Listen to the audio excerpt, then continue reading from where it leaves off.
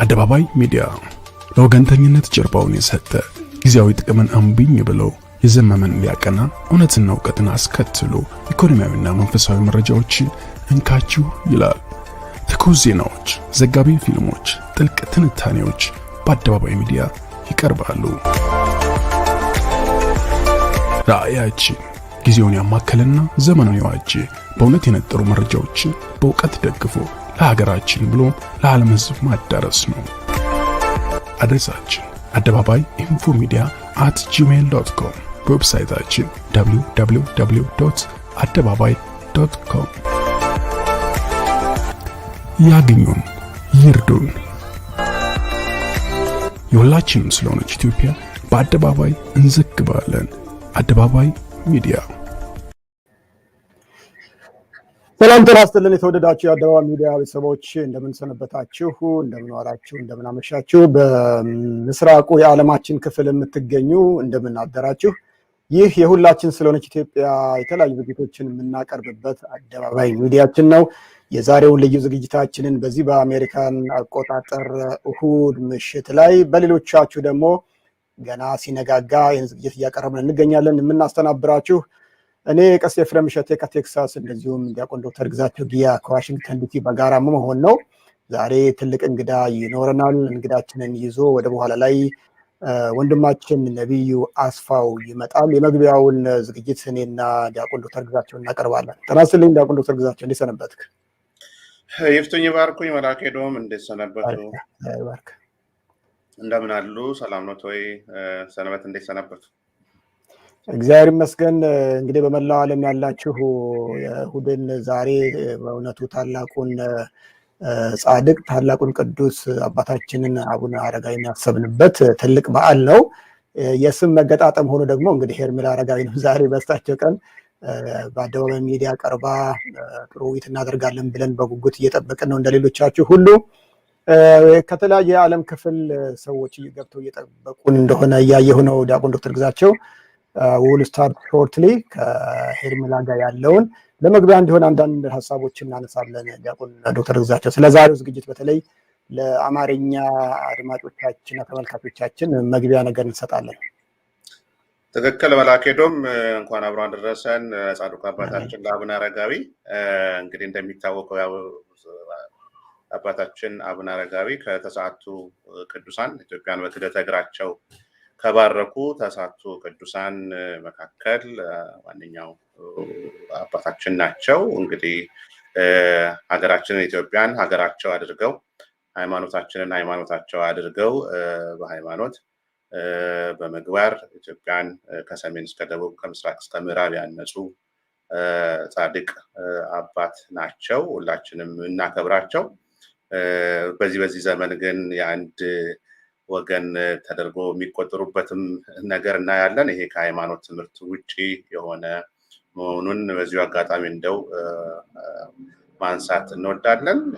በኢትዮጵያ የሚከበሩ ጻድቃን ቅዱስ ቤተክርስቲያናችን የተቀበለቻቸው ጻድቃን ቅዱሳን ለሁሎቻችን አባቶቻችን ናቸው። እኛም የመንፈስ ልጆቻቸው ነንና ኢትዮጵያዊነት በአንድም በሌላ መንገድ በሃይማኖት በባህል የሚደምቅበት መሆኑን ከወዲሁ ማንሳት እንወዳለን። የተወደዱ የአደባባይ ሚዲያ ቤተሰቦችንና አድማጮቻችንን በዓለም ዙሪያ ያሉትን ሁሉ ልባዊ ሰላምታችን ይድረስ ለማለት እንወዳለን። በምዕራቡ ያላችሁ ሰንበት እንዴት አለፈ ማለት እንወዳለን። በቤተክርስቲያን አገልግሎት ደግሞ ቆይተው በዚህ ሰዓት ደግሞ ከአደባባይ ሚዲያ ለመታደም በየቤታቸው የተሰየሙት ሁሉ ከድካም መልስ ከዚህ መርሃ ግብር የተሻለ ሀሳብ እናገኛለን፣ ሚዛናዊ ነገር እናገኛለን ብለው በተስፋ ነውና በቅን ልቦና ለተሰለፉ በመልካም አእምሮ ለታደሙ ሁሉ መልካም ዝግጅት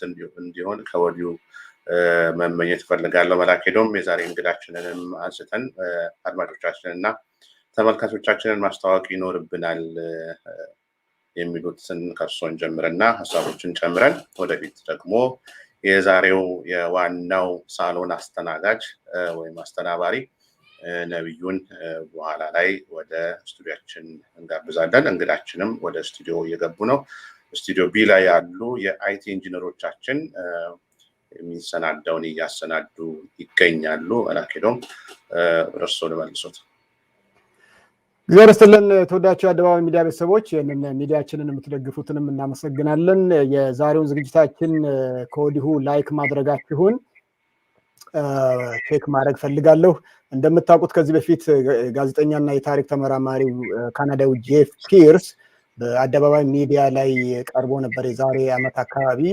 ወዲያውኑ ሰፊ ዘመቻ ከተደረገበት በኋላ ያ ቪዲዮ እንዲወርድ ተደርጓል። አደባባይ ሚዲያም አንድ ቢጫ ማስጠንቀቂያ በዛ ቃለ ምልልስ ምክንያት አግኝተን ነበረ። የዛ ቃለ ምልልስ ዋናው ሐሳብ ልክ አሁን ሄርሜላ እንደምታደርገው የኢትዮጵያ ውስጥ ያለውን እውነተኛውን ነገር በመናገሩ ምክንያት ነው። ምናልባት የዛሬውም እንደዛ አይነት ነገር ይኖራል የሚል ስጋት አንዳንዶች እንዳላቸው እየተመለከትኩ ነው። ስለዚህ ላይክ ማድረጋችንን ከታች በእንግሊዝኛ መጻፋችንን እርግጠኛ እንድትሆኑ እንፈልጋለን። ምክንያቱም ይሄ እንግዲህ የሶሻል ሚዲያው የሚሰራው በላይክ እና በሚጻፈው ኮሜንት መጠን ስለሆነ የአርቲፊሻል ኢንቴሊጀንሱ ከዚህ አንጻር እናንተም ሪስፖንድ እንድታደርጉበት እንጠይቃለን። የዛሬው እንግዳችን ጋዜጠኛ ሔርሜላ አረጋዊ ናት። ከመላው ዓለም ገብታችሁ ይህን ዝግጅት የምትከታተሉትን ሁላችሁንም ከልብ እናመሰግናለን። በእንግሊዝኛ ቋንቋ ነው። በየመካከሉ ዋናውን ሐሳብ ወንድማችን ነቢዩ አስፋው በአማርኛ ይነግረናል። ከዛ ውጭ ያለው ግን ዝግጅቱን በእንግሊዝኛ እናካሄዳለን። ለምንድን ነው ይሄ የዛሬው ዝግጅት አስፈላጊ የሆነው የሚለው ማንሳት እንፈልጋለን። ምናልባት ነቢዩ ዝግጁ ከሆነ ስለ ሔርሜላ መጠነኛ መግቢያ በአማርኛ ይሰጠንና ወደ ዝግጅቱ ማለፍ እንፈልጋለን። የተወሰኑ ደቂቃዎች ናቸው የቀሩን። ጤና ይስጥልኝ ወንድሜ ነቢዩ፣ እንዴት ሰነበትክ? እንደምን አመሸህ? ጤና ይስጥልኝ መላኬዶም፣ እንደምን ዋሉ? እግዚአብሔር ይመስገን። አንተም ራስህ እንግዲህ ከካሊፎርኒያ ኮንግረስ ውመን ካረን ባሽ ጋር ያደረከው በጣም ከመቀመጫ የሚነቀንቅ ንግግር በብዙዎች ዘንድ ይታወሳል ብዬ ተስፋ አደርጋለሁ። የቪዲዮ ቅጂውም አንተ መሆንህን ምናልባት በትክክል ያሳየ እርግጠኛ አይደለሁም እንጂ በጣም ግሩም የሆነ ንግግር ነበር ያደረከው። አንድ 6 ደቂቃ 5 ደቂቃ የሚፈጅ። ሔርሜላ አረጋዊ ማን ናት? ለምንድን ነው የዛሬው ዊት በጣም አስፈላጊ የሆነው? who is ሔርሜላ አረጋዊ? why is this interview so important? ነብዩ በጣም ጥሩ።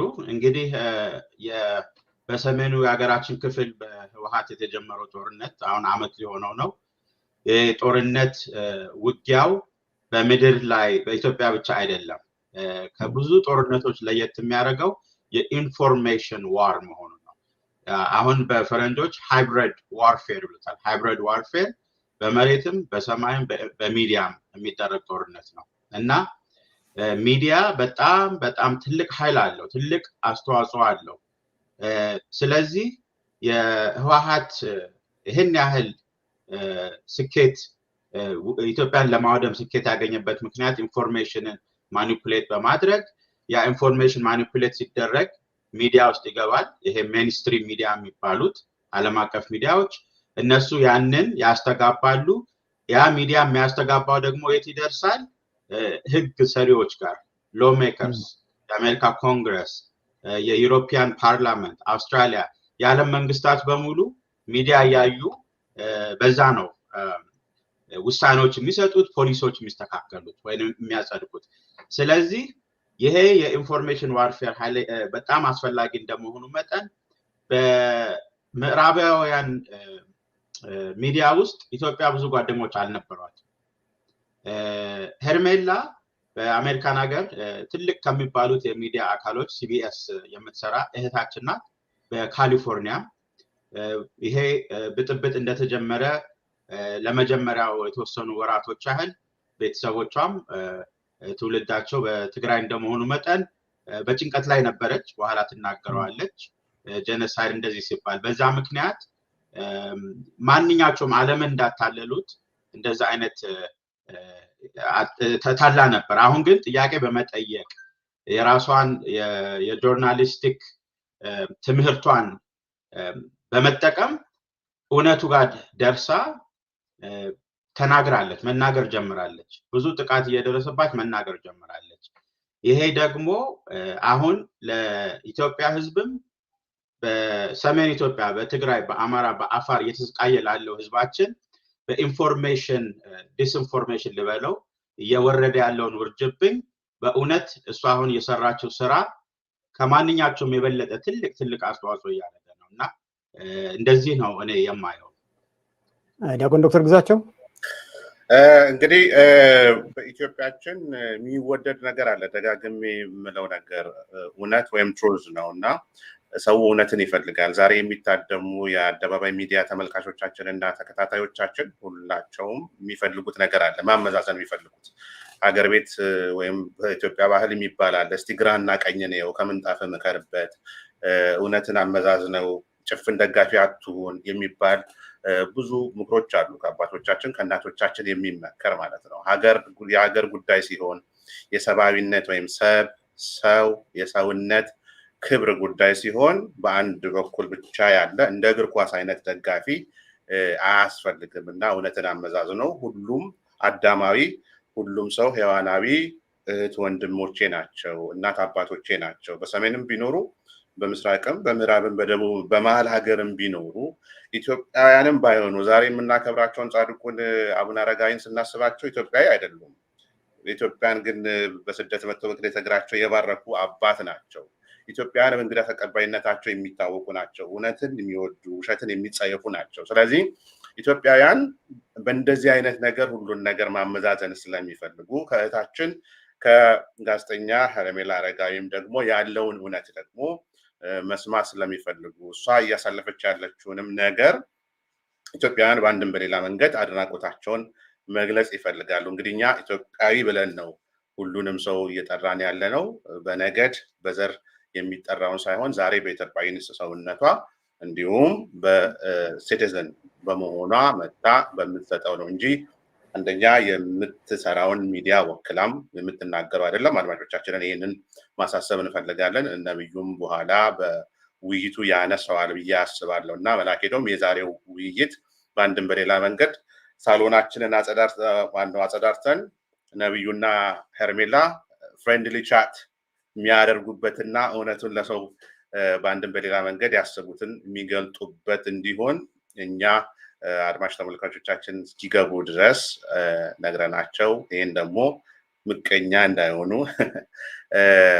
ለራሳቸው የሚሰሙትን ደግ ነገር ለሌላው ደግሞ ማጋራት ኢትዮጵያዊ ባህል ስለሆነ ላይክ ሼርን ዛሬ በማጋራት ሐሳብ ወስደው ሼር ላይክ እንዲያደርጉና እኛም ባክስቴጅ ላይ ሆነን ሁላችንም በደንብ በትኩረት የምንሰማበት በኋላ ደግሞ ከኢንተርቪው በኋላ ደግሞ መተን ያለውን ኮሜንተሪ የምንሰጥበት ነውና we kindly request all our viewers to share like and subscribe our YouTube በኋላ ላይ ደግሞ we will drop Hermela Aregawi's YouTube so I think we all should show a love for our sister for what she do and now we will be all in this together እና ሁላችንም በአንድም በሌላ መንገድ ከበጎ ነገር ጋር መተባበር ኢትዮጵያዊ ጠባይ ነው፣ ክርስቲያናዊ ጠባይ ነው፣ የቤተ ሙስሊም ጠባይ ነው። በጎ ነገር ከሁላችንም ይጠበቃል የሚለው የኔ ማሳሰቢያ ነው። አድማጮቻችን አሁንም እየተመለከታችሁ ያላችሁ ይሄ ቁጥር በጣም እጅግ ያንሳል።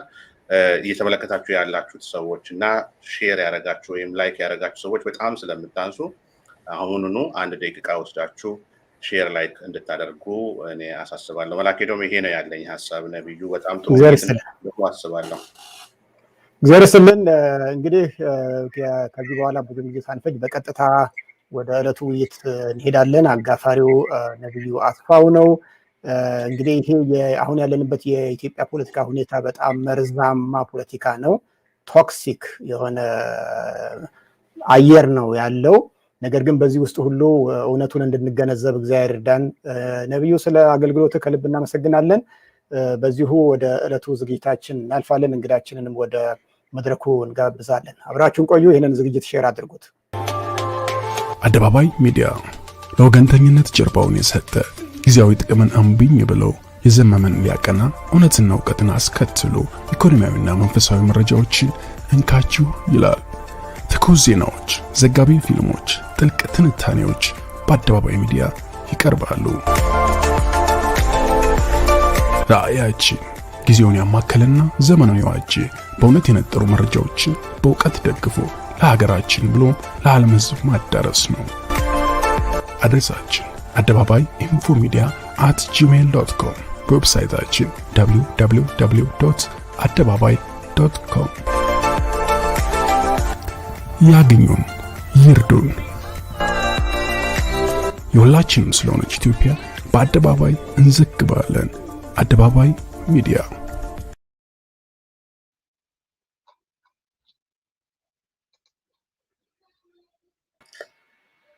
እንግዲህ በጣም መልካም ጊዜ እንደሚሆን እንመኛለን።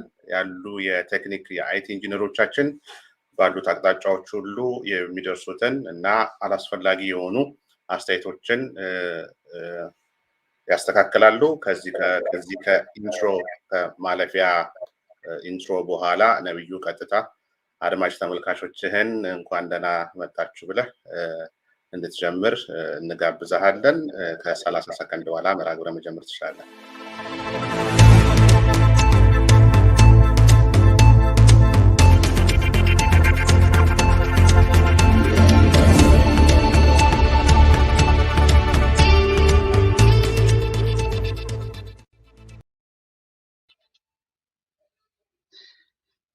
እንኳን ደህና ዋላችሁ የአደባባይ ሚዲያ ቤተሰቦች። ነቢዩ አስፋው ነኝ። ዛሬ ልዩ ፕሮግራም ከሎስ አንጀለስ ከእህታችን ጋዜጠኛ ሄርሜላ አሬጋዊ ጋር ያዘጋጀነው ልዩ ፕሮግራም ለመሳተፍ ስለታደማችሁ እጅግ አድርጌ አመሰግናለሁ።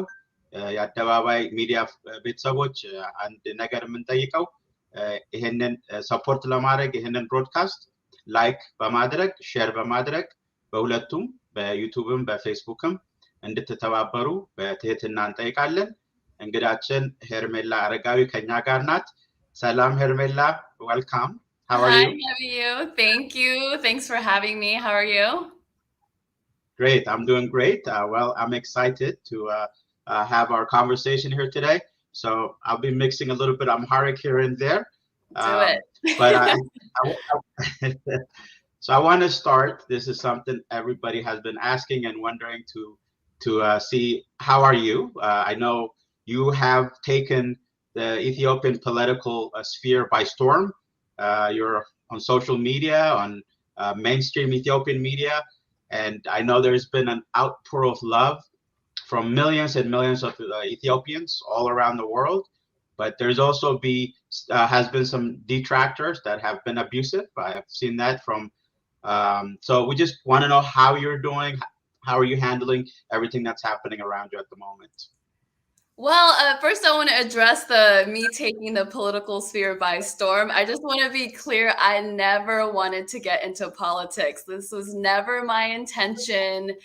I've been that way for as long as I can remember. It just seemed like what frustrated me the most and what got me into this space is because the very news entities that I was relying on for information, like CNN, New York Times, AP, that's who I was reading for the first several months of the war. And I believed a lot of what was being reported because we go to those sources for a lot of domestic issues and they tend to be, reliable. So after observing the news for a while, I realized there was some really glaring gaps, something that we would never allow when you're even covering a local story, like a small local story.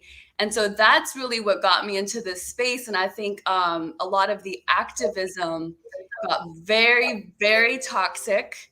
And that was also something that really shocked me and infuriated me because it really wasn't doing any service for the very people that were affected in Tigray and other parts of North Ethiopia. And so for some time, I thought, let me just lay low, especially after the Ethiopian government declared a unilateral ceasefire. But then I saw that things were escalating and getting worse. And I felt a responsibility to say something because I had said so much already for the first several months. But I still was thinking about staying silent until Ethiopian New Year happened. And I used the Ethiopian flag in just a social media Happy New Year post. And I got such a backlash about, why are you using the genociders flag? And it just felt like, wait a minute. I thought I was in this for humanitarian reasons. I thought people respected my right to have my own opinions, to post whatever I wanted to post. And that was when I posted something about the fact that something I had been thinking about for months, which is, why is this war expanding? Why is it going outside of Tigray? And why are people that were on the activism side of speaking for the people of Tigray and saying no to war now ignoring those facts? So it was kind of unintended that I got into this political sphere, as you called it, but here I am.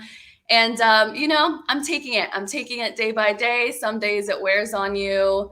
I think you have to be very intentional about how much of it you consume, how much you engage versus how much you post.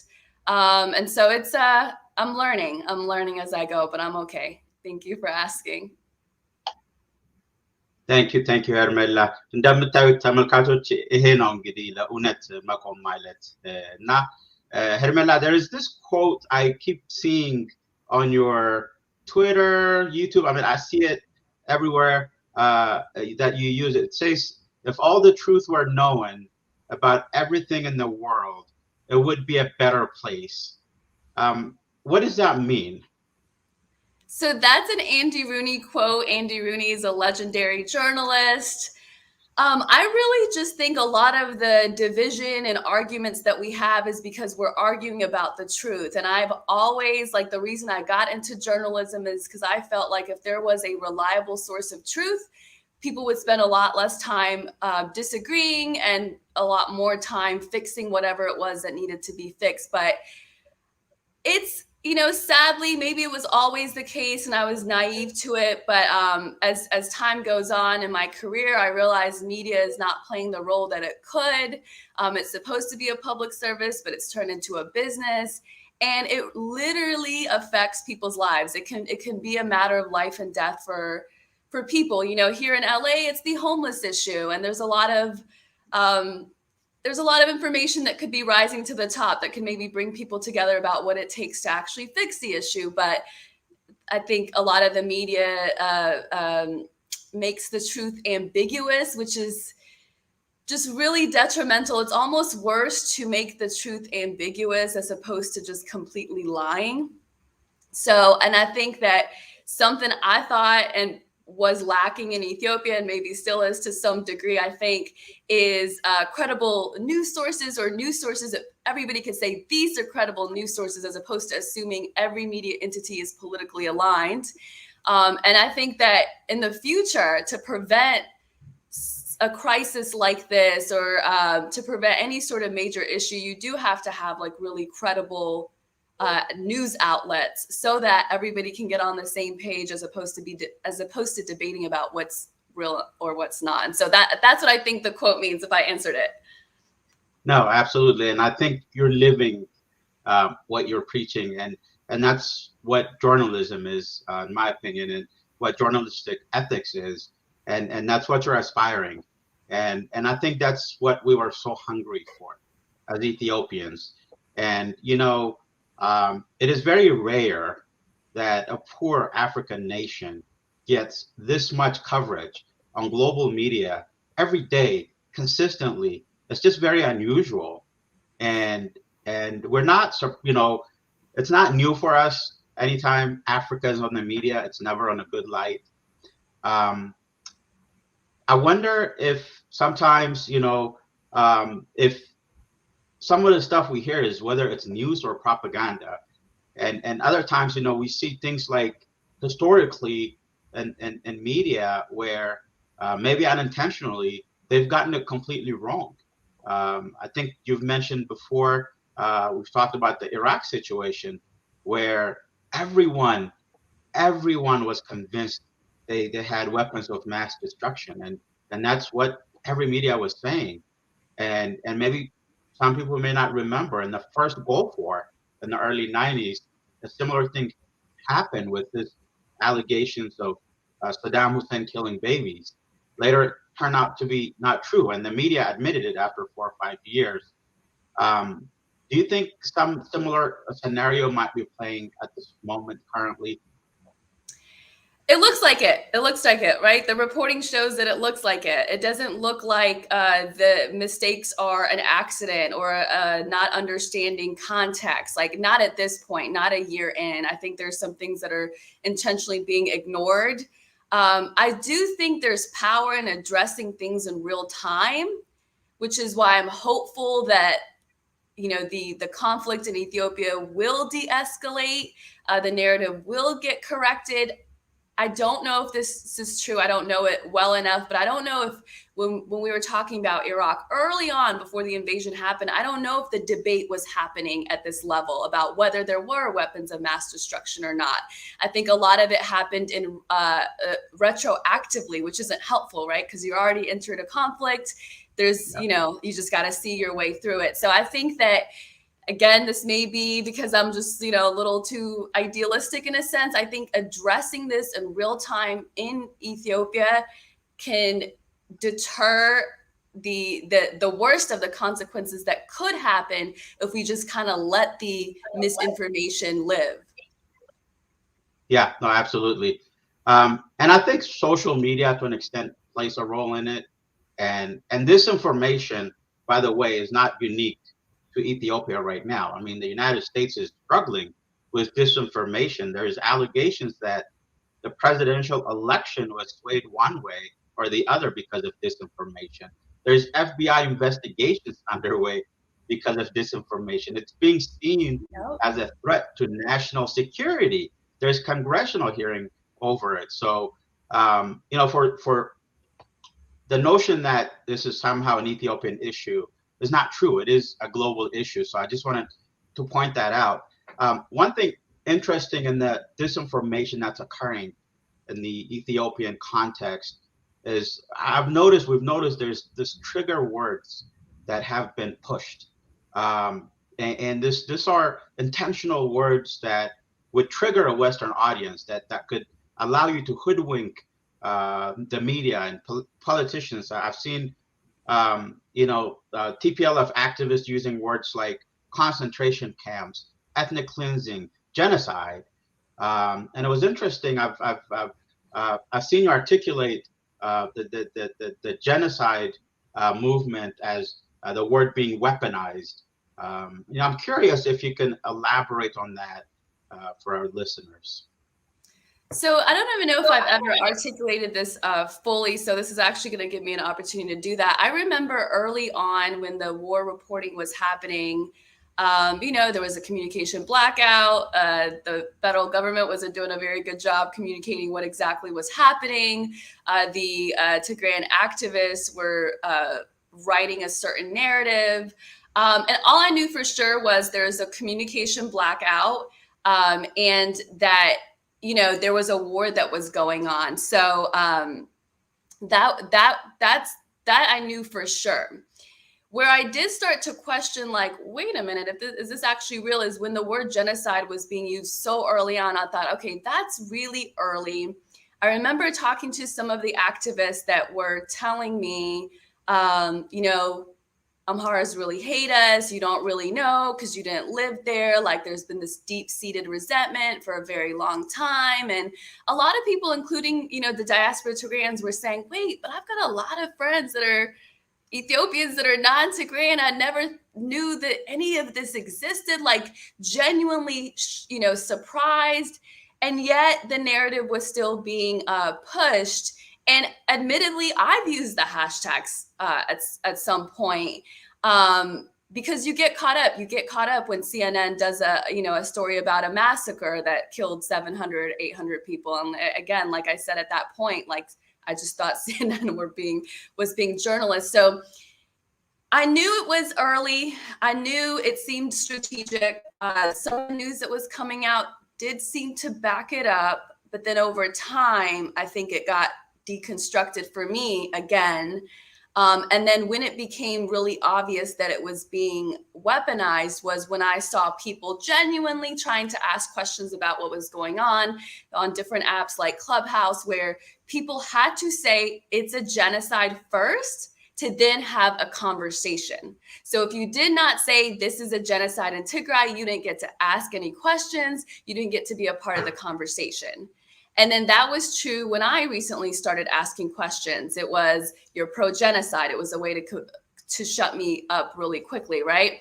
So that's what I mean about weaponized. It's like, okay, let's set it aside. Let's set aside the idea that this could be a genocide and have other conversations so that we can come to an understanding. But it just seems like that word has been used to just sort of shut people down so they don't get to ask any questions about what's going on. And they just have to wholesale buy that this is a genocide by the Ethiopian government on the Tigrayan people simply because of their ethnicity.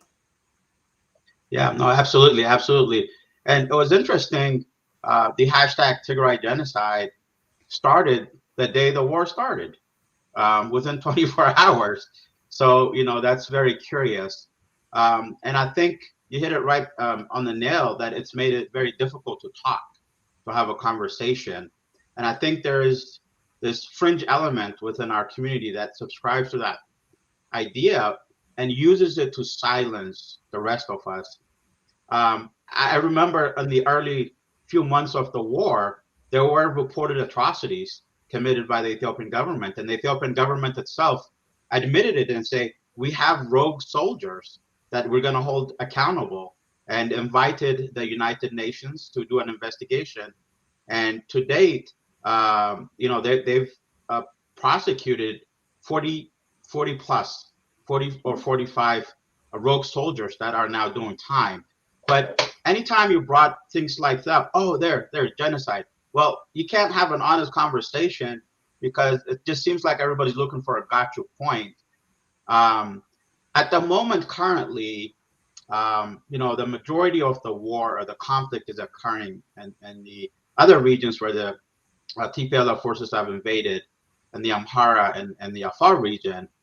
And I think that has really damaged the credibility of that notion that this is not a war between two armies, but the notion that this was some kind of a genocide against civilians.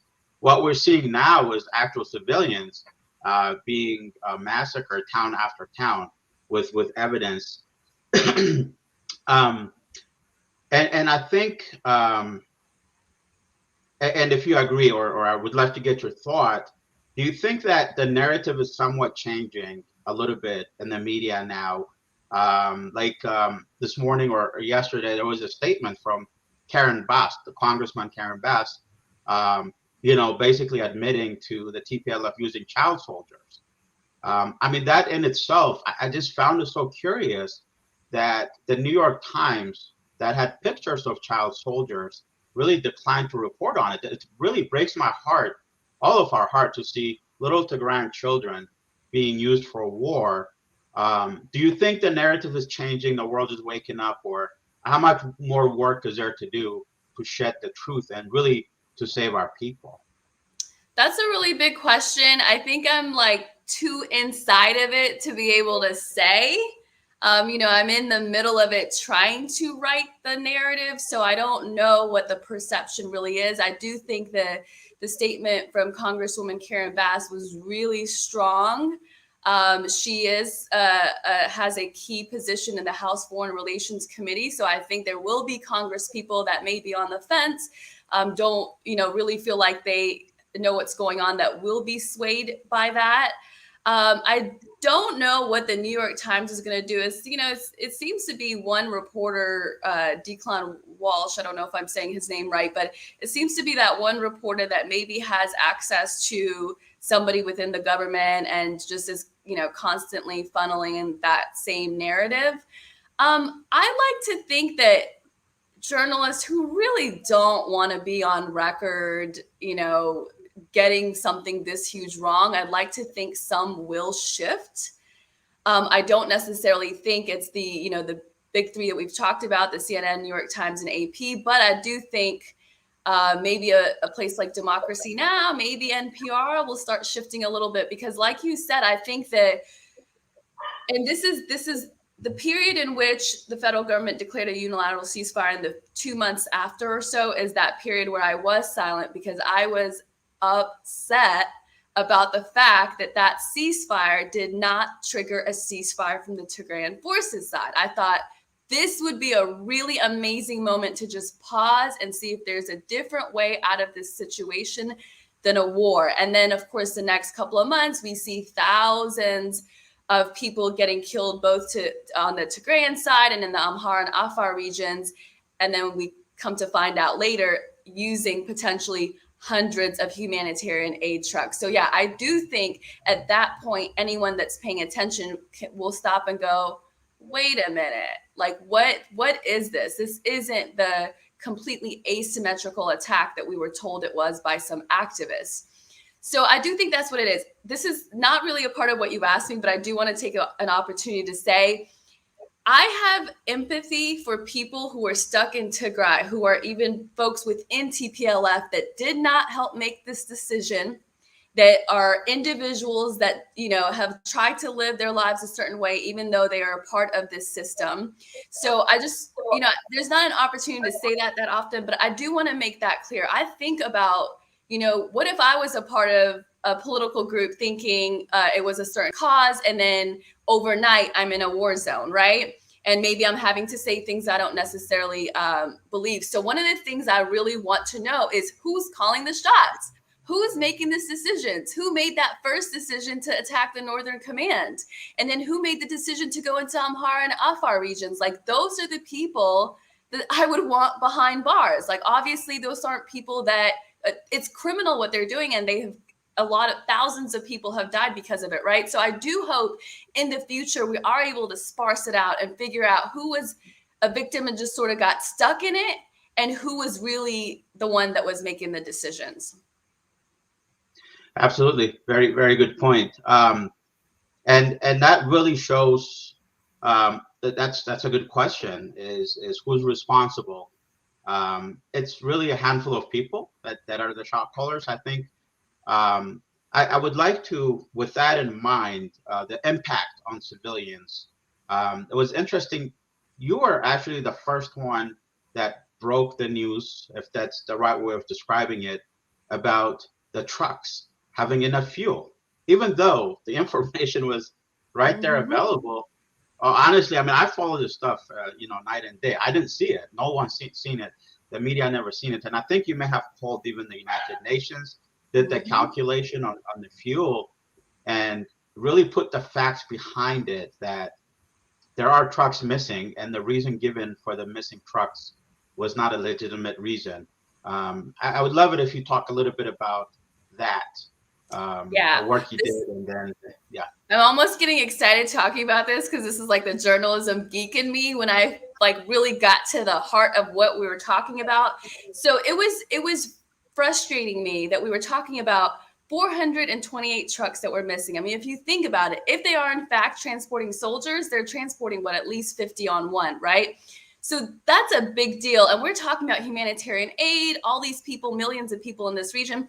So it was just, bothering me that this was a debate. Why is this a debate? It should be clear whether there is fuel or not. So I looked at that BBC article, which attempted to answer that question after there was a back and forth on social media, after the UN Ethiopia called the trucks missing. The Tigrayan leadership said it was because of fuel. The federal government said that they thought it was being used for logistics. And BBC tried to ask that question, is it really because of a shortage of fuel? And within that article, they seem to answer it. They seem to say, yes, it is because of fuel.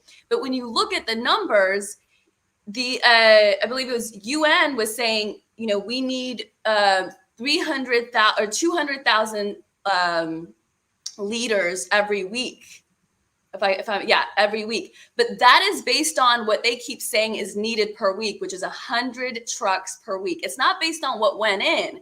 It's based on what they would like to go in, which is about 700 trucks a week. So in that article was the data, but I assumed that might be what they were saying, that it was based on the 100 trucks a day that they need, but I had to message them to find out. So when I emailed them and said, hey, this BBC article says that you need 200,000 liters of fuel every week in order to be able to have enough for the trucks. Is that based on the 100 plus a day that needs to go in? They said, yes, I got the answer. That's it. We're no longer debating about whether there was fuel or not, right? So that was like a very satisfying moment for me, which is, I think, what journalism is about, which is really being able to say, yeah, this is actually the answer. Nobody needs to keep debating about it. Let's move on. And of course, people keep debating about it, but that's the idea. No, that's great. I want to just say something in Amharic, just to stress the amazing work you did there. አሁን ስለ ዩናይትድ ኔሽንስ መኪናዎች 420 መኪና ተመልካቾቻችን ትግራይ ገብቶ ያልወጣ መኪና ነዳጅ የለም የሚል ምክንያት ነበር ቲፒኤልኤፍ የሰጠው እና ከማንም በፊት ከኛ ሁሉ ቀድማ ሄርሜላ ናት ምን ያህል ነዳጅ ትግራይ ውስጥ ኢትዮጵያ መንግስት እንደላከ እያንዳንዱ ትራክ ምን ያህል ነዳጅ እንደሚፈልግ ካልኩሌት አድርጋ ዩናይትድ ኔሽንስ ኮንታክት አድርጋ ያንን ዜና ያጋለጠችው እሷ ናት እና ይሄ በጣም በጣም በጣም ትልቅ ስራ ነውና በጣም ላመሰግናት ፈልጋለሁ በዚህ ምክንያት በኢትዮጵያ ህዝብ ስም so really that was an incredible job and thank you Hermela and that's what a journalist does. That's what an investigative journalist does. I think you do just a fine job at that, Hermela. I want to switch gears to speaking of humanitarian aid in the United Nations. There's been some controversies going on. I know recently journalist Jeff Pierce from Canada has traveled to Ethiopia, met with some United Nations reporters. There was some recorded audio that was stolen and made its way into the internet that really had some damning allegations of some funny business within the United Nations. I am really shocked and surprised that did not make it into the media, the mainstream media, at least to ask questions. I mean, I thought that the next day I was going to see breaking news all over, like CNN, MSNBC, nothing, silent, quiet. If you don't have an opinion on it, you don't have to, but I'm curious what your thoughts are around, and we know there's always some bad actors in the United Nations. Just a few months ago, there was, in the Congo, I believe, some sexual exploitation by United Nations employees. There's reports that have happened, similar things in Kosovo, where United Nations officials were being bribed. So we know there are some bad actors. Overall, the United Nations does an amazing job feeding and helping our families. So, but there are bad actors, and it's just really curious for me why the media is not even curious. So I just, no particular question here, but I just want to know if you have any opinion or thoughts that you want to share about that whole ordeal. Yeah, I mean, I'm disappointed. I'm disappointed in the industry. I'm disappointed in you know, the entities that we thought would do the work. I mean, when people used to say mainstream media this, mainstream media that, I'd be like, what are you talking about? That's just like individuals that are doing the best they can. Like, you know, stop putting a blanket, you know, statement on mainstream media.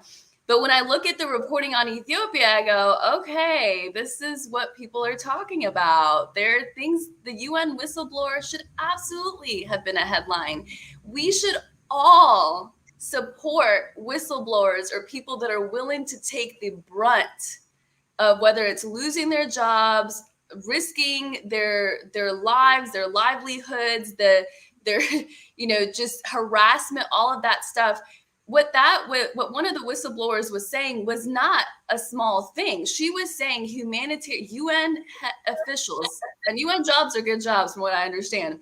UN officials were working with armed rebel groups to redirect humanitarian aid essentially to war. And she talked about all the dishonesty that she's been with the UN for 30 years. She said she's never seen so much dishonesty, so much willful disinformation.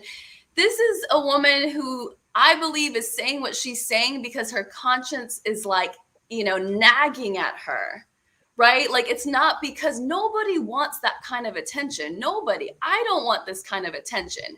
But at some point, you just have to stop and go, okay, so am I just going to live my comfortable life? Like, am I just going to pretend like I have not learned all that I have learned and I'm not seeing all that I have seen? Because it could have been me in Tigray. It could have been me in any part of Ethiopia if I wasn't lucky enough to immigrate out to the US and have the opportunities that I had, right? So it's like, I'm disappointed that the media didn't cover it at this point. It doesn't surprise me because they're already missing a lot of obvious things. And I just urge people, no matter what side of the political line they're in, when somebody is going out of their way, you know, and making themselves a target on behalf of people who don't have a voice, no, it's not because they want attention. You know, people have said that about me.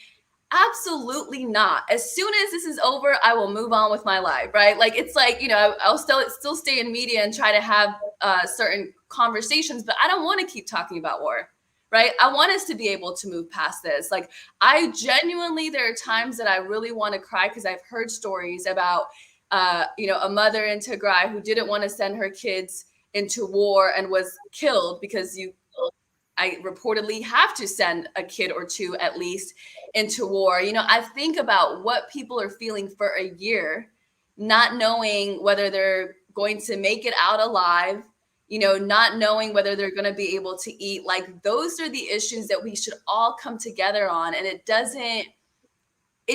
don't know. It just seems like we should at least be able to agree that war is not going to solve it at this point, because how much longer is it going to last? If you have forces going into the Amhara and Afar regions, if you have this is also a point to say that activists are probably more toxic than the majority of the people in Tigray, right? Like, the kind of things that are said in the diaspora activism, I don't even think is being said within Tigray, where they're, you know, romanticizing war, talking about going to Addis. Then what? What are we talking about? A 10-year war, right? So, like, those are the kind of things that frustrate me the most, more than whatever is going on within Tigray. Yeah, I mean, absolutely. Is there even a cause in that? And one of the leaked documents from the United Nations, I think it was an email that I saw that really, really broke my heart, is the TPLF is requiring every family to give at least one child for the war. It's just really, really, really heartbreaking. Hermela, I know, in addition to being such an amazing journalist, you're also an amazing writer. And you know, I've had a chance to look at your blog. I don't know if you can pull it up, your website where you write. But do you plan to write more? Where can people go to read you, to read your writings, to hear your thoughts and some of this reporting that you're doing on your own time, really because you care about your people, you care about humanity, and that you're doing a lot of work. Where can our listeners go to find all that? So I did start HermelaTVReports.com because I felt like I needed to address some of the reporting. There's only just a couple of articles there. It redirects to melamedia.org, which is sort of a nonprofit media arm that I'm working on. And then there's a YouTube channel, which is just Hermela Aregawi. I do plan on going more independent because that's the only way to be able to tell the full truth. So I appreciate everybody's support. I want to keep the conversation going. It's not always going to be about what it is right now. And, I'm not going to always if you're happy with me now, you may not be happy with me later, because I will say this, the reason I am so confident in some of what I'm saying now is because it's taken time and data for me to really get there. So there's new angles, right? Like what's going on in different parts of Ethiopia. There's I get pieces of information, but I'm not confident about that yet. It's still going to take time. I will possibly make mistakes. So because of that, I actually want to go slow in terms of being very sure about any other things. So I just wanted to put that out there. Don't love me too much because I might just I might say something you may not like later. Just love that I'm committed to the truth, say. And I think that we should all be committed to the truth if we're not just about politics. So HermelaTVReports.com, Hermela Aregawi on YouTube. And, I hope to have more conversations like this on the YouTube channel. I am talking to someone who had connections to the UN next week. So don't want to say too much, but that'll be on the YouTube channel as well. Great. I think if I know our listeners, if I know most Ethiopians, what they care about is the truth. So I don't think there will be any issues there. But I appreciate that. And I think the YouTube channel is very important. So I would like to ask everyone with a Hermela YouTube, YouTube ገብታችሁ Hermela Aregawi ብላችሁ ሰርች ብታረጉና ላይክ ብታረጉላት ጥሩ ነው። YouTube ቻናሏ I was trying to pull your website, but I can't seem to get it. It's HermelaTVReports with an S.com. It now redirects to melamedia.org. Okay. So that's but you did have it up, or somebody put it up. Oh, okay. I think you're just missing the S on reports. Yeah. So I want to ask one question and maybe just give you some open forum to share whatever you want. Yeah, thank you. So this is the website or the YouTube channel? It's the website. Yeah. Okay. So ሄርሜላ የምትጽፋቸው አሉ አርቲክሎች በራሷ ፓብሊሽ የምታረጋቸው የተባበሩት መንግስታት የጠፉትን መኪናዎች ጭነት መኪናዎች ታሪክ ያጋለጠችው በዚህ በዌብሳይቷ ነው እና ሴቭ አድርጉት ሄርሜላ ቲቪ ሪፖርትስ።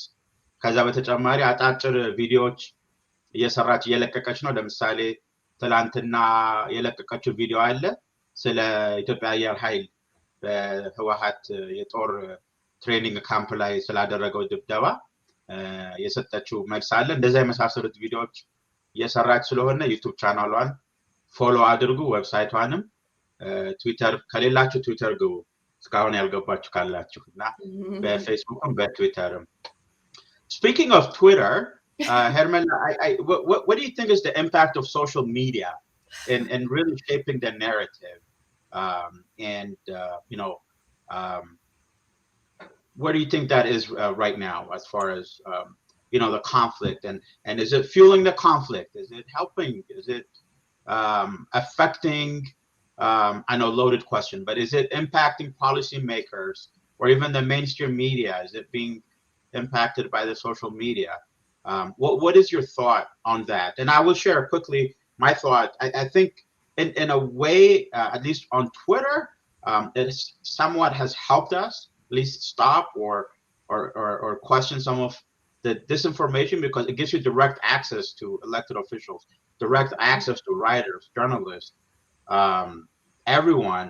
So I definitely see the positive in it, but also there is a big toxic, corner, ghetto within the social media that's just really ugly. So what's your thought about the whole social media sphere? It is, you're right. It is a big question. I mean, So if I had to say whether it's more good than bad or more bad than good, I would probably say a little more bad than good. And the reason I say that is, so when this war started, part of what made it, I think, difficult for people that would otherwise be able to have the conversation, not have it, is what they were seeing on social media from the other side, whatever the other side was to them, right? So for me, you know, not really knowing much about Ethiopian politics, like not having a full understanding of what had gone on, I was looking online to sort of see what people were saying, and people were sort of celebrating this law enforcement operation, which obviously looked like a war to me. And that made me defensive. And when you're defensive, you don't listen as well. So I think that in a way, it can actually get in the way of conversations. Whereas if you're talking to someone one-on-one, just blank slate, someone you've been friends with for 15, 20 years, I think then you're more likely to listen because you're talking about someone that you already know. And you're not talking about all this other stuff that you saw. And then the other thing on Twitter is, it seems the ones who are the most aggressive and strategic, regardless of whether they're being truthful, win, right? Like that's who trends. So hashtag Tigray genocide, there's a whole system created to support that, right? There's literally people up every morning tweeting. There are meetings happening all across the globe, probably on a daily basis, to keep that conversation going on Twitter.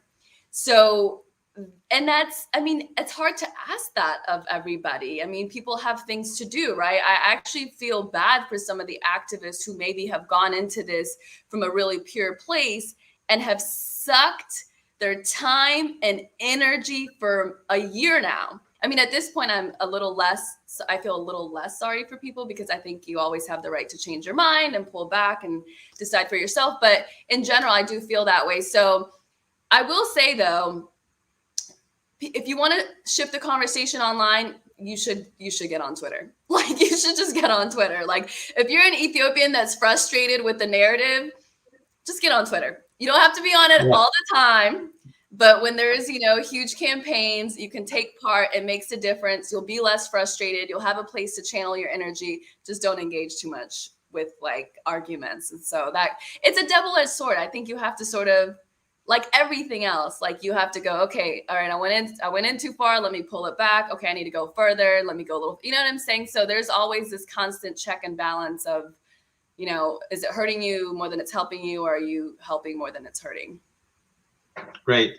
Absolutely. I'm going to ask you maybe a silly question because it's all over the comments. It's all over the comments.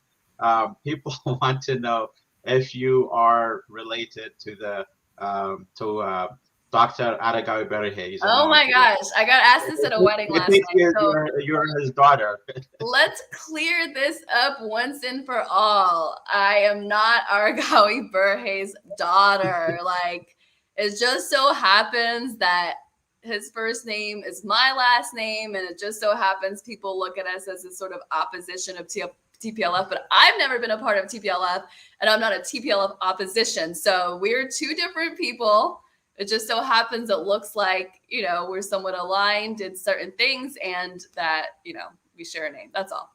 He's not my dad.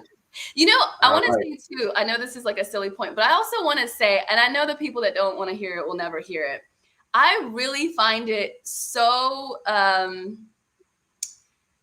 insulting that there are people who want to explain my perspective in so many other ways, except that maybe this is just my perspective. Maybe she just came to this place. So one being she's Aregawi Berhe's dad is one of them.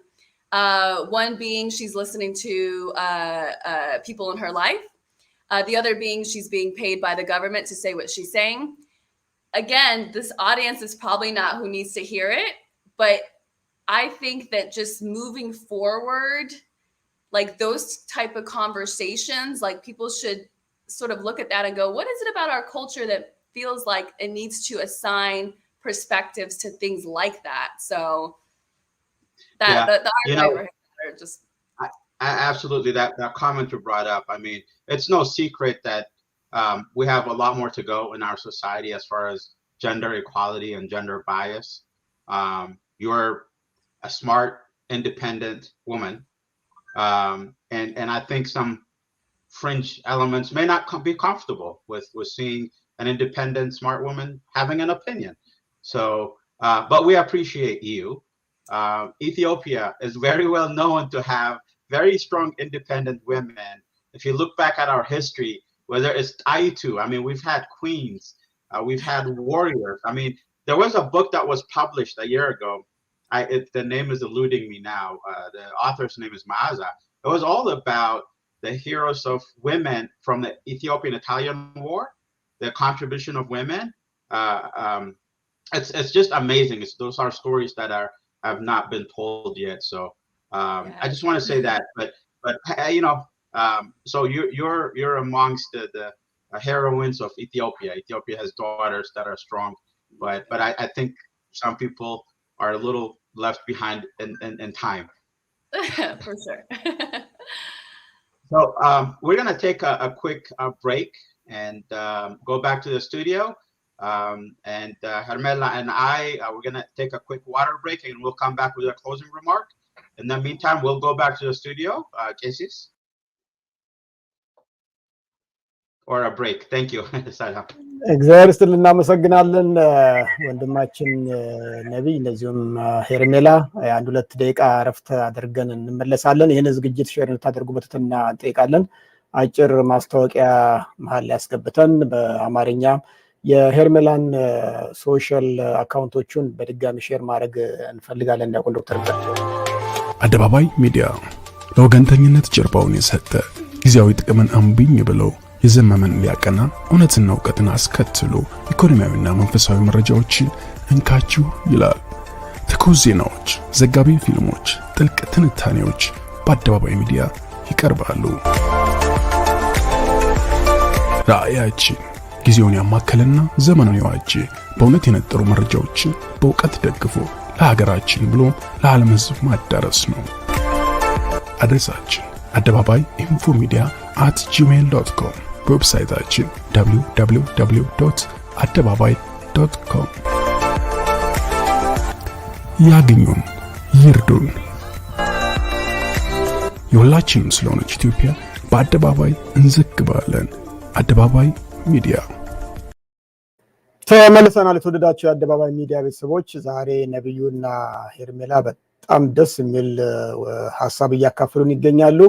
እንዴት አየኸው ዲያቆን ዶክተር ግዛቸው? እንደዚሁም ደግሞ የሄርሜላን የሶሻል አካውንቶች በዚሁ አጋጣሚ ሼር ማድረግ እንፈልጋለን። የሰውን ሁሉ አስተያየት በእውነቱ ባነበው በጣም ደስ ይለኝ ነበረ። ከብዛቱ የተነሳ መካተል ስላልቻልኩ ነው እንጂ እጅግ በጣም ደስ የሚል ነው። ትልቅ ሞራል ነው ለእህታችን እየሰጠናት ያለ ነው። እንዴት አየኸው? እኔ በጣም ደስ ብሎኝ ከስቱዲዮ ጀርባ እየተከታተልኩ ነው ያለሁት። እንደ አንድ አዳማጭ ነው እንዳዘጋጅ ሳይሆን እንደ አዳማጭ ያዳመጥኩ ነው ያለሁት። በዚህ አጋጣሚ መላኬዶም በፌስቡክ በዩቲዩብ እና በክለብ ሃውስ በተለያዩ ሚዲያዎች ፕላትፎርሞች ከዚሁ ከአደባባይ ላይ ወስደው የሚያሰራጩ ትጉህ ወንድሞቻችን እና እህቶቻችን ይህን ስራ እየሰሩ ይገኛሉ። በክለብ ሃውስ ይህንን ስራ የሚሰሩ ለኢትዮጵያ ያለመታከት ሁልጊዜ የሚሰሩ እህቶቻችን እና ወንድሞቻችን በዚሁ አጋጣሚ ለሄርሜላ አረጋዊም የሚቀርበው ምስጋና ለእናንተም እንደዚሁ ነው እና እናንተም እጅግ ክብር ይገባችኋል። ከአባይ ግድብ ጀምሮ ሀገራችን ሉዓላዊነት ዳር ድንበሯ ሲደፈር እንዲሁም በሀገራችን የፖለቲካዊ ውሳኔ ላይ የሌሎች ሀገር ጣልቃ ገብነት በሚኖርበት ጊዜ በጣም ትጉ እንቅስቃሴ የሚያደርጉ ዕለታቸውን ቀናቸውን ወስነው ለኢትዮጵያ ያለምንም ክፍያ የሚሰሩ ወንድሞቻችን አንድ ሀገር ናት ያለችን ብለው የሚሰሩ ትጉ ወንድሞቻችን በዚሁ አጋጣሚ ልናመሰግን እንወዳለን። መላኬዶም በዚሁ አጋጣሚ የሄርሜላ አረጋዊን የሶሻል ሚዲያ አንዶችን ማስተዋወቅ እንፈልጋለን። የአይቲ ኢንጂነሮቹ በግሩም ሁኔታ የሰሩት ነው። በዚሁ አጋጣሚ የአይቲ ኢንጂነሮቻችንን ከፍ ያለ ምስጋና ልናቀርብ እንወዳለን። እንደምትመለከቱት በብዙ የሶሻል ሚዲያ አንዶች ትገኛለች። ሄርሜላ ቲቪ በትዊተር እንዲሁም በዩቲዩብ ሄርሜላ አረጋዊ፣ በኢንስታግራም እና በፌስቡክ ሄርሜላ ቲቪ እንዲሁም በቴሌግራም ሄርሜላ አረጋዊ ነው። የዌብሳይቷ ቅድም እንደተናገረችው ሄርሜላ ቲቪ reports.com with the s ነው ያለው። አቤት ማላከደው reports with Hermela TV reports with the s.com ነው ያለው ሌላ ዌብሳይት ላይ ሪራውት ሊያደርግ ይችላል ነገር ግን በዚሁ በhermela TV reports.com ከተገባ ይገኛል ቅድም ወደ ስቱዲዮ ስንገባ ወደ 8k ነው ዩቲዩብ ሰብስክራይበር ያለው ይሄን ዩቲዩብ ሰብስክራይበሯን ከፍ ማድረግ ይተበቅብናል ብዙ ጊዜ መላከዶም ኢትዮጵያውያን በኢትዮጵያ ጉዳይ ላይ የሚሰሩ ሰዎችን እናደንቃለን ግን ተግባራዊ የሆነ የማበረታት ስራ ላይ ደካማነን ይሄንን ሚዲያ የምሰሙ በበጎ ህሊና ይሄንን ሐሳብ የምትደግፉ በሶሻል ሚዲያዎቹ በዩቲዩብ በፌስቡክ በሌላው የቴሌግራም ገጾቻችንና በዌብሳይቶቻችን የምትከታተሉ እንዲሁም በየክለብ ሃውሱ የተከታተላችሁ ያላችሁ በጎ ህሊና ቀና ልብ ያላችሁ በሙሉ ይሄንን የሶሻል ሚዲያ በተለይ የዩቲዩብ ገጽ ሰብስክራይብ በማድረግ በጎ ወገንተኝነት አክራሪ ወገንተኝነት ሳይሆን በጎ ወገንተኝነታችሁን እንድታሳዩ እናስባለን እንመክራለን ማለት ነው በጣም ግሩም የሆነ ኢንተርቪው ነው በኋላ ላይ የሁለተኛውን የክሎዚንግ ሪማርክ ከነብዩ ጋር ካደረጉ በኋላ በመጨረሻ ያለውን ውይይት ተመልሰን እናጠናቀቃለን በኔ በኩል ያሉት መልእክቶች ይናቸው በአስተያየት በኩል የተደበላለቁ አስተያየቶች አሉ ደስ የሚላቸውም ደስ የማይላቸውም አሉ ግን በጣም ፐርሰንቴጅ ብናወጣ በጣም እጅግ ፋሲኔቲንግ እና መስመራይዚንግ ላብ ነው እየሰጣት ያሉት እንግዲህ እኛ ትንሽ እንግሊዝኛ ነግረናታል በኋላ ነብዩ ትንሽ አማርኛ ያዋራት ይሆናል ብለን እናስባለን ይሄ ነው መላከዶም በኔ በኩል ያለው ዘርስልን እንግዲህ ዛሬ ውይይታችን ከሄርሜላ ጋር ነው የማጠቃለያ ሶስተኛውን ክፍል ይዘን እንመለሳለን በዚህ በኢትዮጵያ ውስጥ ባለው ጦርነት ምክንያት ከምንጠቀምባቸው ቃላት አንዱ ጄኖሳይድ የሚለው ነው እሱን በተመለከተም ጥሩ አድርጋ አቅርባለች ባለፈው እንዳያችሁት የትግራይ ጄኖሳይድ የሚለው ጦርነቱ በተጀመረ በማግስቱ አብሮ የተጀመረ ቃል መሆኑን በዛ አጋጣሚ ማስተዋወስ እንፈልጋለን ያው እንዳለ መታደል ሆኖ ይሄን ሚዲያችንንም ስራችንን ከዚህ ቃል ጋር ያገናኙ ወደ ኋላ እንድንል በጣም ትልቅ ሙከራ ተደርጓል ዛሬም ሄርሜላ እዚህ እንዳትቀርብ ጄኖሳይድ ሚዲያ ላይ አትቅረቢ ተብላ ቀኑ ሙሉ ሲጻፍባት እንደዋለ ተመልክቻለሁ ከቤተ ክርስቲያን ስመለስ ለነገሩ እንግዲህ እውነት ዞሮ መጨረሻ ላይ ማሸነፉ አይቀርም ለትግራይም ህዝብ ለመላውም ለኢትዮጵያ ህዝብ የምንመኘው ሰላምን ፍቅርን አንድነትን ነው ህወሓት በምንም አይነት የትግራይን ህዝብ ይወክላል ብለን አምነንም አናውቅም ህወሓት ላለፉት 40 አመታት የተለየ ሰይጣናዊ የሆነ አይዲዮሎጂ ይዞ ሲንቀሳቀስ የነበረ ድርጅት ነው የትግራይን ህዝብ አይወክልም አሁንም አይወክልም ብለን እናስባለን በመቶ ሺዎች የሚቆጠር እግረኛ ፉት ሶልጀር ወሎ ላይ እንዳሰማራ እናውቃለን ነገር ግን ያም ቢሆን ይሄ አይዲዮሎጂ የናዚ አይዲዮሎጂ የሁለተኛ ዓለም ጦርነት አይነት አይዲዮሎጂ ብዙ ሚሊዮን ሰዎችንም ሊያካትት የሚችል አይዲዮሎጂ እንደሚሆን ምንም ጥርጥር የለውም አይዲዮሎጂ ከባድ ነው ስለዚህ አሁን ብዙ የትግራይ ወገኖቻችን እና ሌላው መላው ኢትዮጵያዊ ሶል ሰርቺንግ ላይ ያለነው ሶል ሰርቺንግ ነው ምንድነው ዋስ ሪሊ ጎን ኦን ምንድነው የሆነ ያለው መሬት ላይ የሆነ ያለው ነገር ምንድነው ለትግራይ ህዝብ የሚሆን ነው ወይ አንድ የወሎ አረጋዊ እንደተናገሩት የትግራይ ህዝብ ጧሪ አይፈልግም ወይ ያለቀ ያለው በጣም ብዙ በሺዎች የሚቆጠር የትግራይ ህዝብ ነው ጧሪ አይፈልግም ወይ የሚለው ጥያቄ የሁላችንም ጥያቄ ነው እንግዲህ በዚሁ ወደ ውይይቱ የመጨረሻ ክፍል እንመለሳለን የዛሬውን ውይይት ያስተናበሩልን የሚገኙት ነቢዩ አስፋው እና ሄርሜላ ናቸው እንግዲህ ይህን ውይይታቸውን በእውነቱ እኔ በጣም ደስ ብሎኝ እየተካተልኩት እገኛለሁ ነቢዩ ወደ አንተ እንግዲህ እንመለሳለን መድረኩ ያንተ ነው የመጨረሻዎቹን ጥያቄዎች እና ዝግጅቱን በጉጉት ለመስማት ፈቃደኛ ነን አመሰግናለሁ ነቢይ እሺ መላከዶም እግዚአብሔር ያክብርልን ተመልካቾቻችን እንግዲህ ወደ መጨረሻ ክሎዚንግ ሪማርክ እንሄዳለን ሄርሜላን ለመጨረሻ ጋብዛታለሁ እንግዲህ መላከዶም እንዳሉትም የሄርሜላ ዩቲዩብ ቻናል ገብታችሁ ሰብስክራይብ አድርጉ ለሄርሜላ ባለፈው #IStandWithHermela የሚል እንቅስቃሴ ነበርና ፔቲሽን አድርገን 50,000 ሰው ነው የፈረመው ስለዚህ 50,000ዎቻችሁም የሄርሜላን ዩቲዩብ ሄዳችሁ ሰብስክራይብ አድርጉ Hermela, as we just kind of close, I do want to give you some to share your closing thoughts. But I am interested to hear how you felt when you got the loving embracing of the community, 50,000 people signing, 50,000 people signing in support of you. I stand with Hermela hashtag trending on African social media for days. How did that make you feel? How was that experience being embraced and getting so much love from millions? It was honestly so nice and encouraging. And I think what I felt like was really beautiful about it is a lot of people reiterated, we stand with you because you stand with the truth. And Asis, who was actually on just a second ago, I watched a segment that he did on something that I said, and he was very much clear about, we stand with her because she stands with the truth. She may not say the same thing tomorrow, but that's okay. We don't need to talk about what she said yesterday, but today she stands with the truth. And if you stand with the truth, you should stand with her. And I think that sometimes when you're in the limelight for something, you just kind of go, oh God, okay, I hope I don't mess this up or something like that. But because a lot of people made it a point to say, no, we stand with you because it's for the truth, that even made me feel like, okay, like I can be myself. Like people get what I'm doing.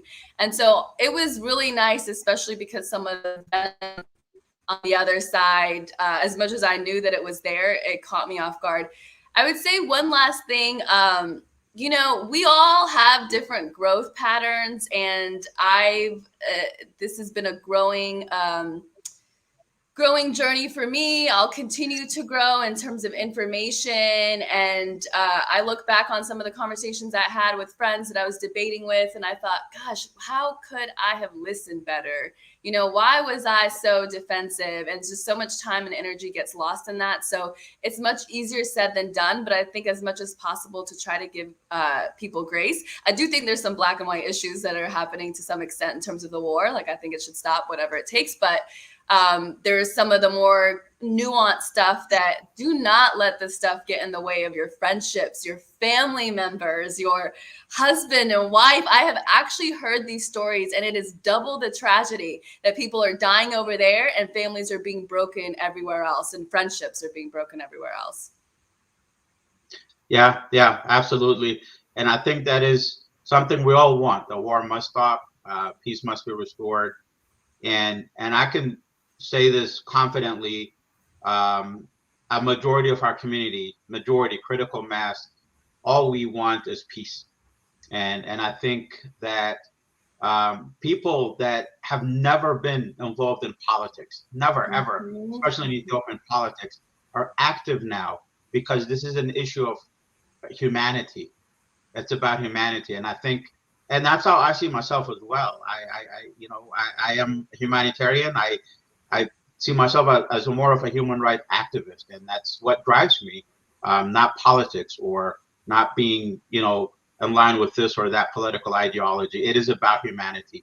Most of us here, especially in the diaspora, we live a relatively good life, and we just have to exercise caution with what we say, what we do, because the lives that are being impacted back home is real. So I'm preaching to the choir here, and it's something that Hermela, you say time and time again, but we do play a big role, and it is my hope that we all pray and work together and hold hands to bring this conflict to an end, and once and for all alleviate our people, our Ethiopian people, and Tigray and Gondar and Wello, Afar, and there is other catastrophes happening that are rarely talked about in Benshangul, in Gumuz, and Oromia. I mean, there's conflicts all over that are really underreported. This is a very difficult time for our people, a nation of 100 million people. So I hope that we keep this momentum standing together for humanity, and let's pray. Amen. Can I say one thing, Nebiyu? I have to.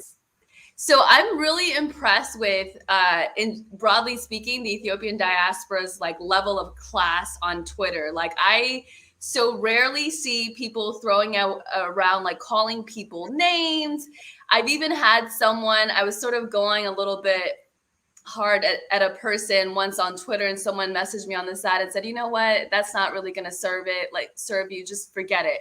And I thought, wow, this is cool. We can actually police each other, or I don't want to say police, but like advise each other to, you know, keep it on topic, you know, try to not resort or to calling each other names. And I just think in general, the Ethiopian diaspora has been really impressive to me in that, in the face of such hurdles. You know, I've only been dealing with this, some of the backlash, for months. Some people have been dealing with this for decades, right? And the fact that they can still have that sort of that integrity when they're talking to people, I think is so admirable and an inspiration. And that's why the truth seems to be coming to the top, because people like that have just really maintained their goals without losing themselves. Okay, I cannot add anything more to that. It's a wrap. Thank you so much for having me, by the way. Yeah, I appreciate you, Hermela. I would like to ask if Cassius can come back and bless us, as that way we can close off the program today. Thank you, Cassius. Thank you, Nebiyu, and also thank you, Hermela. I have a lot to say, but I'm not sure I'm going to take another hour of your invaluable time. But let me just put one question for you, and if you are not comfortable, you may just not answer for me. Are you threatened or harassed in any way physically? Because I, for one, have been going through that kind of harsh realities. Do you have that kind of physical threat from anybody that do not have your what you want to say? Some people say that. There's stuff on social media I've had to report. I mean, you know, you never know. I just try to be careful. But yeah, people definitely try to intimidate you. And more recently there was a couple of comments on Instagram that were pretty direct.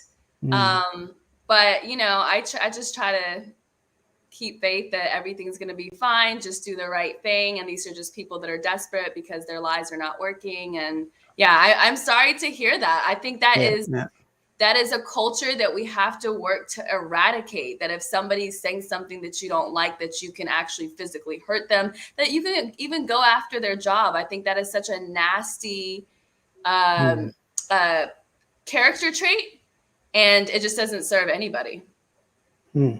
So today we commemorate your namesake saint, Abuna Aregawi. Today is Abuna Aregawi. We have been at church celebrating his feast. I wish you from the bottom of my heart, me and my Adebabay family, to have all good relationships in your life, because you are up for truth. You are in search of truth. We are in search of truth. We are not just helping you or having you here because you say what we want you to say. But whoever is for Ethiopia, whoever is for truth, we are going to do what we can. And I really appreciate what you are doing for everybody, Hermela. May God be with you. Thank you so much, and with you. Thanks, guys. Thanks, everybody. Wait, what? I had forgotten one thing. I wanted to say one more thing. Sure, please. Next week, Sunday, we have another program. EPAC እዚሁ አደባባይ እንገኛለን እና እሁድ ለተመልካቾች ለማስታወስ ያህል ነው። እሁድ ሌላ ምን እንደሆነ እስቲ ንገረን በዛው። what is it about? What is it? እሺ EPAC ማለት አሜሪካን ኢትዮጵያን ፖለቲካል አክሽን ኮሚቴ ለወራቶች ያህል በኢትዮጵያ ላይ ያለውን ጫና፣ በኮንግረስ በኩል ያለውን ጫና፣ እንደዚሁም በሚዲያ ላይ ያለውን ዲስኢንፎርሜሽን በመመካት የታገለ ያለ ብዙሃን የዳያስፖራ ወገኖች አብረው የመሰረቱት ድርጅት ነው። ኢፓክ ታውቁታላችሁ። ብዙ ስራ ሰርቷል። የዛሬ ሳምንት እሁድ ለህዝቡ ለእናንተ የተሰራነውን ሪፖርት ይቀርባል እና ኢንፎርሜሽኑን በሙሉ እናቀርባለን። በዚህ ጉዞ በዚህ ትግል ውስጥ ሲሰሩ የነበሩ ወንድሞች እህቶች የተለያዩ የድርጅት ወኪሎች ከኤኢፓክ ሊቀመንበር አቶ መስፍን ጋር እንደዚሁም አብረውን ይሰሩ ያሉ አሜሪካኖች ጨምረው መተው የሚያቀርቡት ሪፖርት አለ የዛሬ ሳምንት እሁድ ነው ኢንፎርሜሽኑን ሼር እናደርጋለን ሆፕፉሊ በአደባባይ ሚዲያ በዌብሳይትም ላይ aepac.org መሰለኝ የኤኢፓክ ዌብሳይት ሄዳችሁ ማየት ትችላላችሁ ትዊተር ላይም የኛም ትዊተር አለ ኢትዮጵያን አሜሪካን ዴቨሎፕመንት ካውንስል እዛም ሄዳችሁ ማየት ትችላላችሁ ኢንፎርሜሽን ሞር እናዘጋጃለን እሁድ ደስ የሚል ቆንጆ ፕሮግራም ነው የተሰራውን ስራ ሁሉ የመጣውን ፍሬ የምታዩበት በዚህም ላይም እንደገና ስፔሻል ገስቶና ሄርሜላ ማብራት ይገኛል እግዚአብሔርን በጣም እናመሰግናለን ዲያቆን ዶክተር ግዛቸው በጣም እናመሰግናለን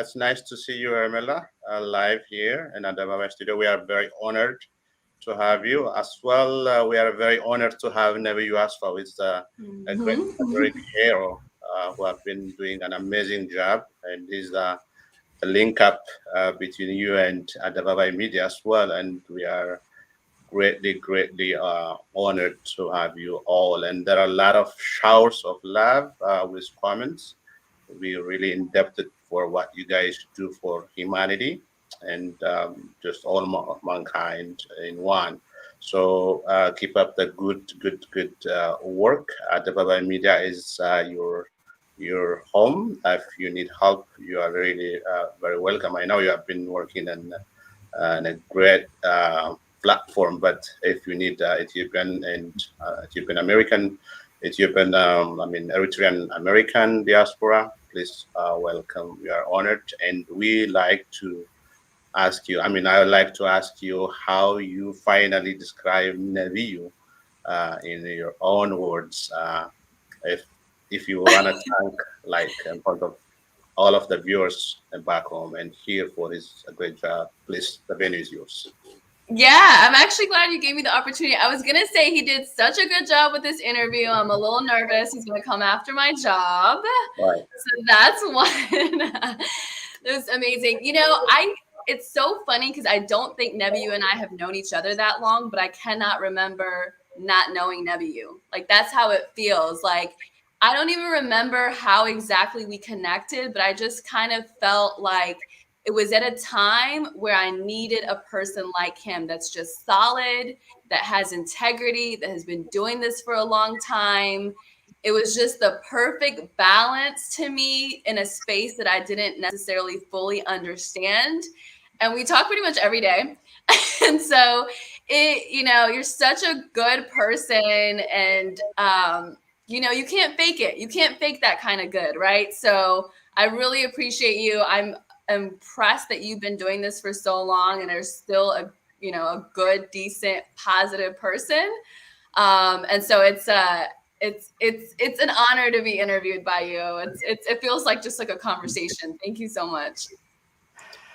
እግዚአብሔር ይስጥልን የተወዳችሁ የአደባባይ ሚዲያ ቤተሰቦች ነቢዩ አስፋው ሔርሜላ አረጋዊ ዲያቆን ዶክተር ግዛቸው ጊያ ሁላችሁንም ከልብ እናመሰግናለን የማጠቃለያ ሐሳቦችን ሰምተን እንመለሳለን የሔርሜላን የዩቲዩብ ፌስቡክ ኢንስታግራም እንደዚህም ትዊተር አካውንቶችን እዚህ ላይ ታገኛላችሁ 10,000 መሙላት እንፈልጋለን we are now at 9.54 subscribers at her YouTube ዛሬ 10,000 10k ቢሞላ ጥሩ ነው ብዬ አስባለሁ እንግዲህ መልካም ነገሮችን ሁሉ መደገፍ ያስፈልጋል ወእኛ ውሃ የምናጠጣው ነገር ነው የሚያድገው እኛ ካልቲቬት የምናደርገው ነገር ነው የሚያድገው የሔርሜላን አይዲያዎች ምንወድ ከሆነ የነቢዩን አይዲያዎች ምንወድ ከሆነ መደገፍ ያስፈልጋል ያልደገፍነው ነገር ያልኮተኮትነው ነገር አያድግም እና በሌሎቹ ለመጥፎ ነገር ያናል ጊዜያቸውን የሚያጠፉ ከሆነ ያ ደግሞ በደንብ መንከባከብ ያስፈልጋል አሁን ሔርሜላ ለኛ ትልቅ አበባችን ናት በደንብ መጠበቅ ያስፈልጋል መንከባከብ ያስፈልጋል ሁላችንም ቢሆን ከውጪ በሚመጣብን ጫና ምንቸገርበት ጊዜ አለ እሷን ለብቻ በተለይም ደግሞ እዚህ ሀገር ያደገች ልጅ እንደመሆኗ የሚደርስባትን ግፊት ኢትዮጵያውያን ለመከላከል ያደረጉት ጥረት በጣም የሚያስመሰግን ነው ነብዩ አንተንም በከልብ ያመሰግናለሁ በእውነት የኢትዮጵያ አምላክ ይጠብቃችሁ ማለት ፈልጋለሁ በዚሁ እናጠቃላለን ነብይ እሺ ታንክ ዩ እግዚአብሔር ይስጥልን አሜን። እግዚአብሔር ይስጥልን። እንግዲህ ዝግጅታችን ይቀጥላል። ነቢዩ አስፋው፣ ሔርሜላ አረጋዊ ሁለቱንም እናሰናብታለን። የመጨረሻ ሐሳቦችን ከኮሜንቶቹ ያየኸውን 1 2 3 ሐሳቦች ብናጋራ ደስ ይለኛል። ግዛቸውም እንዴት አየኸው? አብዛኛው በእውነቱ በጣም ደስ የሚል ነው። ከብዛቱ የተነሳ መከታተል ራሱ አልቻልኩም። አሁን ግን ተግባራዊ ስራ ግን ይፈልጋል። ተግባራዊ ፍቅር ይፈልጋል።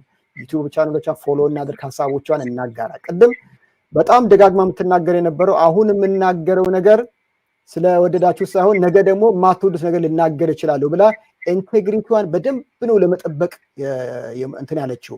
ይሄን ሁሉ ፍቅር ስናሳያት በይሉኝታ የኛ ካምፕ ውስጥ መግባት አልፈለገችም።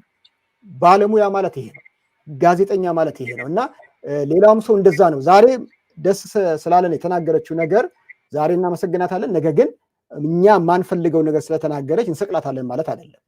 ለሁሉም እንደዛ መስራት ያለበት ሙያ ማለት ይሄ ነው። ይሄንን ያየሁት ዲያቆን ዶክተር ግዛቸው በትክክል መላኬዶም የሰው ልጅ ጠባዮች አሉ። የሰው ልጅ ጠባዮች ትናንትና ክረምት ስለነበረ የብርድ ልብስ ሲለብስ የነበረ ሰው በሙቀትም ብርድ ልብስ መልበስ የለበትም። እውነትን በደረሰባትና በፈለጋት ሰዓት ነው መናገር ያለበት እና አንደኛ ይሄንን ሪማይንደር መስጠቷ ክብር ይገባታል፣ እውነት ለመናገር ማለት ነው። ምክንያቱም ሰው በሚያገኘው እውነት ነው። በአንድ ቦታ ላይ ቅድም ብየዋለሁ መግቢያችን ላይ እንደ እግር ኳስ ከዚህ እግር ኳስ ውጪ አልደግፍም የሚባል አይደለም። ከዚህ ዘር ውጪ ምናምን የሚባል አይደለም። ሰው ክቡር ነው። መጀመሪያ ሰው ሲፈጠር በዘር በነገድ አልተፈጠረም። በዘር በነገድ ያልተፈጠረ ሰው ደግሞ ሰብአዊ ጠባዮች አሉ። ሰብአዊነት ብለው ሰዎች የቆሙለት ሂማኒቲ ብለው የቆሙለት ትልቁ ምሰሶ እውነትን የሚፈልግ ነው። ፈቃደ እግዚአብሔር ሲያስረዳ ህሊና ሰብ የሰው ህሊና ሲናገርና ጊዜ ደግሞ ሲገልጠው በእነዚህ ሶስቱ ነገሮች ይገለጣል። አንደኛ። ሁለተኛ ስጋ አለን፣ ነፍስ አለን፣ ደግሞ ህሊና አለን። ስጋችን ከነፍሳችን፣ ነፍሳችን ከህሊናችን ጋር ተስማምቶ የሚያወጣውን እውነት ነው መመስከር እንጂ አንድን ነገር አንድ ትዝ ያለኝ ነገር አለ። አንድ ትዊተር ላይ አንድ ፕሮፌሰር የጠቀሱት ነገር አለ። የእህል ክምርን እንዲህ አይነት ኤር ስትራይክ ነው የመታው የሚባል ኤር ስትራይኩ የእህል ክምሩን ሳይነካው በቃ ቃጥሎት ሄዷል ማለት ነው። እና በጣም አንዳንዴ ፊደላዋን የምንባል ሰዎች ምሁራን መሆን አለብን። የተማሩ ኢትዮጵያውያን እናቶቻችንና አባቶቻችን እጅግ አድርገው ይበልጡናል። ለምን? ፊደል አላበላሻቸውም። ፊደል የቆጠሩበት ማስተርስ ፒኤችዲ አላበላሻቸውም። እውነትን ፈልገው ነው የኖሩት። እነዚህ እናቶቻችንና አባቶቻችን ሁላችንንም ኢትዮጵያውያንን ሰሜን፣ ደቡብ፣ ምዕራብ፣ ምስራቅ ሳይሉ መሀል ሀገር ሳይሉ በስነ ምግባር አሳድገው ያንን ስነ ምግባር ይዘን መቀጠል አለብን። በትግራይ የሚጠፋ ነፍስ ሁላችንም ያሳስበናል። በአፋር የሚጠፋ ነፍስ ያሳስበናል። በአማራ ክልል የሚጠፋ ነፍስ ያሳስበናል። በወለጋ የሚጠፋ ነፍስ ያሳስበናል። የሰው ልጅ ነፍስ ያሳስበናል። ሰብአዊነት ያገባናል። ሰብአዊነት ለሚያገባው የሚጮህ ሰው እውነትን ፍለጋ ሶል ሰርቺንግ ላይ ያለ ሰው መሆን አለበት። ይህንን ነው ቅድም ያልኩት እና ትክክለኛ ነገር የምንለው ስጋችን ከነፍሳችን፣ ነፍሳችን ደግሞ ከህሊናችን ጋር አስማምቶ የሚናገር ነው። እውነትን ሁል ጊዜ ልንፈልጋት ልንሻት ይገባል እንጂ በአንድ ኮሮጆ ውስጥ ተቀምጠን ካለን እውነት ብቻችን ራሷ እኛ ጋር አትመጣም እና በንጹህ ህሊና ሆኖ በቀና ልቦና ሆኖ መመርመር እጅግ በጣም ያስፈልጋል። አንድ ካነሳችሁ ነገር ሰዎች ማለት የሚፈልጉት የካራክተር አሳሲኔሽን የሚባለው በሳይኮሎጂ የአንድን ሰው ስብዕና መላኬዶም ቀሲስ ኤፍሬም በተደጋጋሚ እርሶ ላይም እንደ ሄርሜላ አይነት ነቢዩም በሚሰራቸው የኢትዮጵያ አምላክ ብቻ እንድትከፍላቸው ሰዎች ለሚያደርጉት ነገር ክፍያቸው እውነት ነው። ክፍያቸው የህሊና ሰላም ነው። በዛ ደግሞ የሚደርስባቸው የካራክተር አሳሲኔሽን ስም ማጥፋቶች አሉ እና ኢትዮጵያውያን ሰዎች ኢትዮጵያዊ መሆን አለብን። ህሊናችንን ለእውነት ልናስገዛ ይገባል። ስም ከማጥፋት ስም ከመለጠፍ እውነትን ከራስ ጋር መለጠፍ እጅግ በጣም ያስፈልጋል እና ይህን እውነት መፈለግ አለበት። የእውነት አምላክ ደግሞ ሁሌ እውነትን ይገልጣል እና ማንም በኢትዮጵያ ምድር ነፍስ እንዳይጠፋ ግን ሁላችን መስራት አለብን። ኮንፋይን መደረግ አለበት። ጦር የያዙ ጦረኞች ወደ የራሳቸው ሆነው የሰላም ዞን በፈር ዞን መኖር አለበት። እውነት ለመናገር አንዲት ነፍስ በኢትዮጵያችን አንዲት ነፍስ በዓለማችን በጠመንጃ በጦርነት በአፈሙዝ እንዳጠፋ ሁላችንም መኖር አለብን። ከኮምፒውተር ፍለፊት ሆነን በምንናገረው ነፍስ እንዳይጠፋ ጧት ተነስተን የኮምፒውተር ስክሪናችን ወይም የካሜራ ስክሪናችን ጸዳ አድርገን ገብተን ለምንናገረው ነገር ኢትዮጵያ አንድ ነፍስ እየጠፋ ነው እንዳጠፋ ምን ማድረግ አለብን ብለን በደንብ ከህሊናችን ጋር መነጋገር መቻል አለብንና የገዛ የወለዱን እናቶቻችን አባቶቻችን እህቶቻችን ወንድሞቻችን እንደሆኑ ኢትዮጵያውያን በሙሉ ካሰብናቸው እውነትን እናገኛለን ሁሌ እንደምለው የወለደችን እናቶቻችን ናቸው ሀገር ኢትዮጵያ እናታችን ናት ለዓለም ህዝብ በእንግዳ ተቀባይነት የምንታወቅ ሰዎች የራሳችንን ህዝብ እርስ በርስ በመገዳደል ደረጃ ላይ መድረስ የለብንም መንግስትም የራሱን ስራ መስራት አለበት